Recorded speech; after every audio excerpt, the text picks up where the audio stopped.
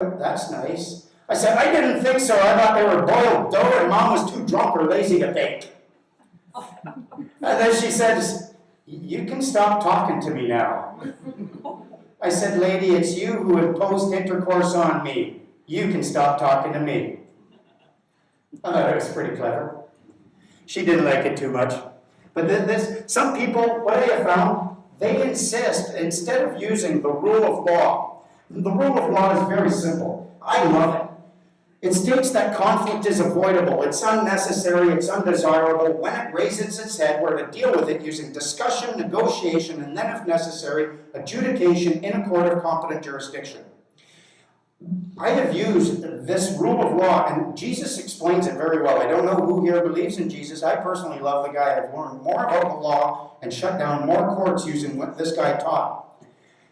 The rule of law says that you're supposed to discuss and negotiate before you seek adjudication for a resolution of your conflict. Jesus taught if you're on your way to court with your opponent, offer him amends before you get there. Otherwise, they can throw you in jail. In court, I've done it a number of times. I got there once. I'm just looking in. I've just got the documents. I'm looking at it. I said, I see no evidence here, Your Honor, of any discussion or negotiation. This court does not enjoy competent jurisdiction. Get out of here and go talk. And then I messed up the first time because they kept the charges over our head. And you can't have fair discussion and negotiation with charges over one party's head.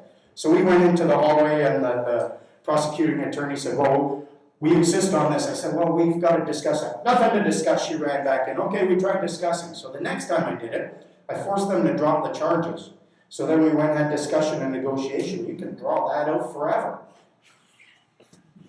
Now, a lot of people, they come to these and they want to learn how to deal with cops and how to deal with government agents. Cops are very easy to deal with, actually. They're just people. They're human beings.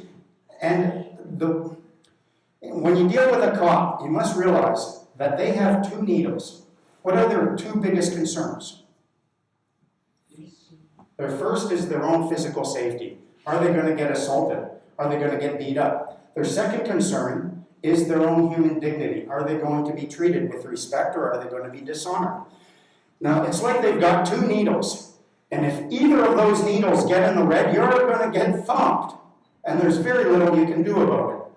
The trick is to try to get both those needles well into the green, and that's kind of difficult because they hover in the orange. What I've done when dealing with these people to get the needles in there, remember they're human beings, give them the dignity that we are all due, and promise them, what I say is, God's peace to you, good sir. Show them empty hands. Oh, it brings them right down. Now, at that point, they'll say driver's license, registration, insurance. I say, shh, you'll wake the baby. He'll look and say, I don't see a baby. You haven't looked in the trunk.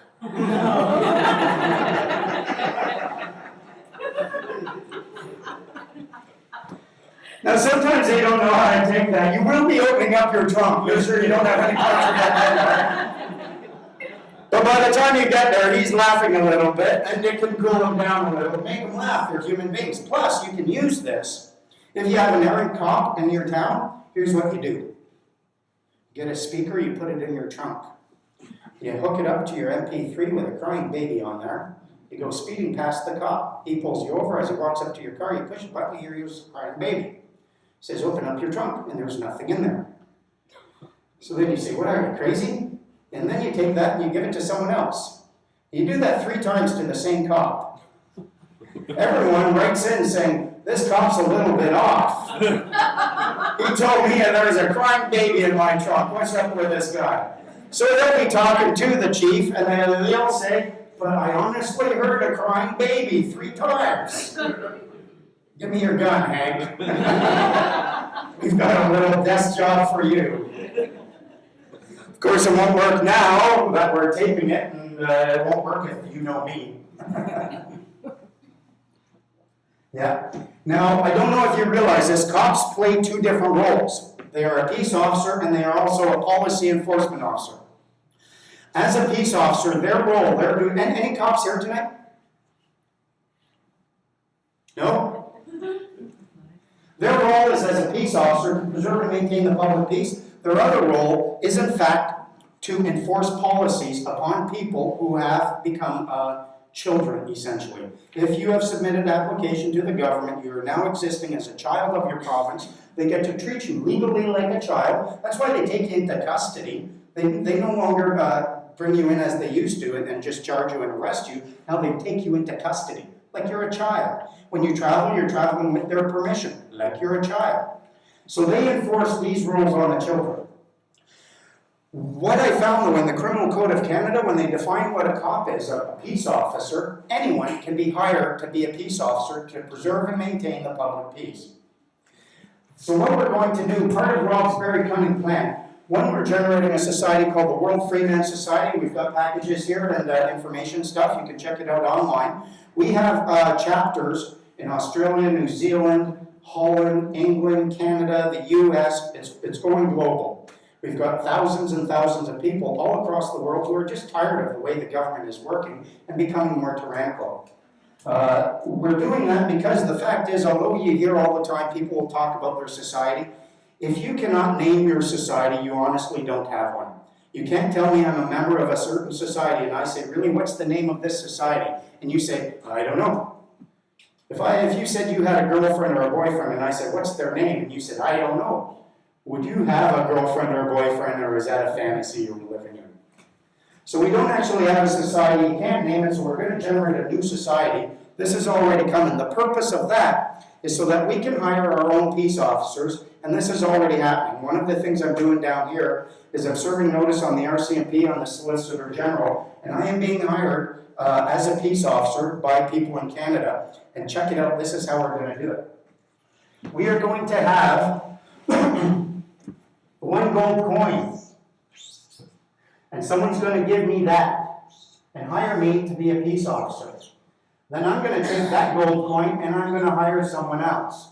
And we go down the line all the way, that 1 ounce of gold is going to end up hiring 100 peace officers. Now, who gets hired? When I'm holding that gold coin, I get to decide who I pass it to. And I'm going to be responsible for them. I'm liable for making sure that I don't give it to a wingnut. And that way, the people in the loop, it goes around and it comes back to the guy who originally issued it, who originally put it out there, so that we now have 100 people who are all hired as peace officers to preserve and maintain the public peace and to hold existing peace officers bound to the criminal code. If we do that, there are 900 people for every peace officer in Canada. We outnumber them 900 to 1. Give me 10% of those people willing to stand up and say, listen, this is our country. We're holding you to the law. You're not going to be pulling any of your crap anymore. And we can do it, and there are cops who come in, they're starting to fall into line. They're starting to realize that their duty is not to the Law Society, their duty is not to the foreign corporations, their duty is to the people in this country. And if they start failing in that duty, we do have the power